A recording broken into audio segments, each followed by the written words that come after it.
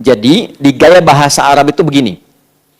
Kalau ada orang ragu dengan sesuatu informasi, maka kita ingin meyakinkan supaya keraguannya hilang. Salah satu caranya gunakan inna di depannya. Jelas ya? Ustadz Adi akan datang hari ini. Ah, masa sih?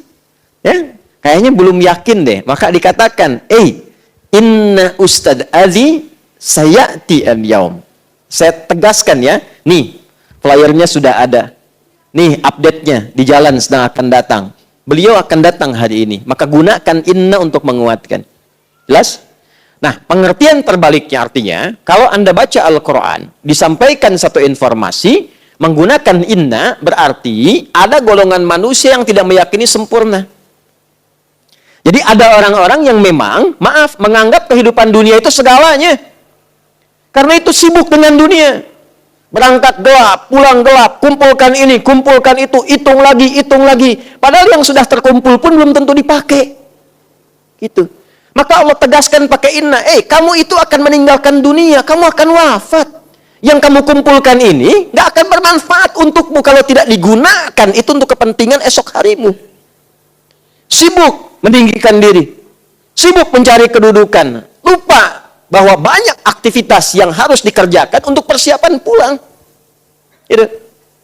Jadi kalau Quran menggunakan kata inna seakan menyentuh kepada jiwa. Ada orang-orang yang lalai dengan persiapannya sebelum dia berpulang karena disibukkan dengan kegiatan dunia yang sementara. Kalau sibuk itu punya value-nya, nilainya saat yang bersamaan untuk pulang, bagus. Silahkan cari harta yang sebanyak-banyaknya. Gunakan untuk apa? Untuk ibadah. Ya, ibadah itu apa saja? Banyak nilainya. Jangan digambarkan zakat saja. Infak yang umum saja. Anda cari rezeki supaya di rumah punya tempat yang nyaman untuk ibadah, punya tempat untuk sholat, punya tempat untuk kajian Quran bersama keluarga. Itu punya nilai positif, plus poinnya. Anda cari harta supaya dapat makanan yang halal, enak dan halal. Ya, coba pilih, halal nggak enak, ya atau enak nggak halal? Ya, saya tahu itu pasti enak dan halal. Itu kan? Jadi ya silahkan cari makanan yang enak dengan cara yang halal. Halalan, thayyiban, silahkan. Senikmat-nikmatnya. Mau beli nasi goreng di Jerman, silahkan. Ya nggak dipaksa. Jus alpukat diperhatikan, silahkan saja. Ya, halalan, thayyiban. Tapi niatkan untuk ibadah. Makannya supaya kuat sholat. Itu niatnya. Makannya supaya bisa baca Quran energinya. Itu niatnya. Lalu gunakan untuk zakat, untuk infak, berbagi dengan sesama, membahagiakan orang tua, keluarga, kerabat, belikan anak-anak pakaian yang membuat dia dekat dengan Allah, menyekolahkan dia di tempat yang mendekatkan dia dengan Allah. Silakan kumpulkan sebanyak-banyaknya. Bukankah sudah ada Utsman contohnya? Abdurrahman bin Auf. Tapi kalau cuma kumpul lagi, beli sesuatu untuk pamer, capek hidupnya. Beli mobil cuma buat dipanasin doang, lihat, masih ada, balik lagi. Capek hidup begitu. Ya. Beli pakaian cuma buat ditontonin doang, lucu. Ketawa dulu. Beli pakaian dipoto, ceklik, terus diupload deh di Instagram. Alhamdulillah dapat rezeki baru, dipakai? Enggak. Gantung lagi. Ya, kan kurang sehat tuh. Iya kan? Capek, jadi tersiksa hidupnya, capek cuman begitu saja. Nah, Allah menegaskan, hidup kamu jangan begitu. Kamu kan tahu akan meninggal. Tapi memang agak aneh nih manusia seperti ini nih. Jadi kalau sudah terakumulasi nafsunya, tertutup nanti akalnya. Jadi akalnya dipakai untuk dunia saja. Jadi kalau ditanya, jawab dia. Ya, ini kerja buat apa supaya nyaman hidup? Masya Allah, enak ya enak. Hidup enak itu nyaman? Nyaman, bagus. Sampai sini benar. Tahu kan Bapak akan meninggal? Tahu. Udah tahu kapan? Enggak. Persiapannya udah ada? Belum sih. Tahu meninggal, nggak tahu kapan pulang, tapi nggak punya bekal. Aneh. Makanya Allah gunakan di sini inna untuk meyakinkan. Hei, inna. Karena itu harfun nasbin. Nasabnya didahulukan sebelum taukid. Nasab itu di fikih lughah gini. Saya sering sampaikan. Nasabar rajulu asahu fil ardi. Seorang menancapkan tongkatnya dengan kuat. Menghunjam ke bawah sehingga nggak goyah. Nggak goyah. Nasab namanya. Maka seakan pesannya begini. Hei, tancapkan ini dalam hatimu.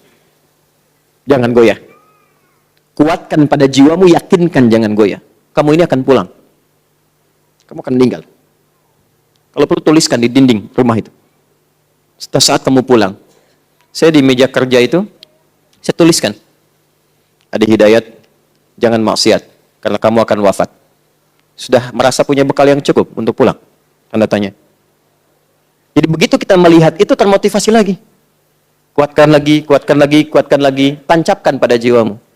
Inna yaumal fasli, tancapkan pada jiwamu, yakinkan dengan kuat bahwa hari perpisahan itu, ya, berpisah kita dengan dunia, atau dunia berpisah dengan kita.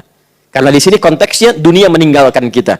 Jadi kalau bukan kita yang meninggalkan dunia, dunia yang meninggalkan kita. Artinya kiamat, selesai kehidupan. Jelas? Baik. Allah. Inna yaumal fasli kana miqata. Masya Allah. Telah tetap waktunya. Maka di sini Allah Subhanahu wa taala menginfokan secara umum langsung sehingga semua bagian tentang perpisahan itu disebutkan dicakup lewat ayat ini. Ya, bagian perpisahan dicakup lewat ayat ini. Perpisahan dengan dunia itu dua. Imma kita meninggalkan dunia, disebut kiamat kecil, judulnya kematian. Maut ini tadi. Wafat. Ini kiamat kecil.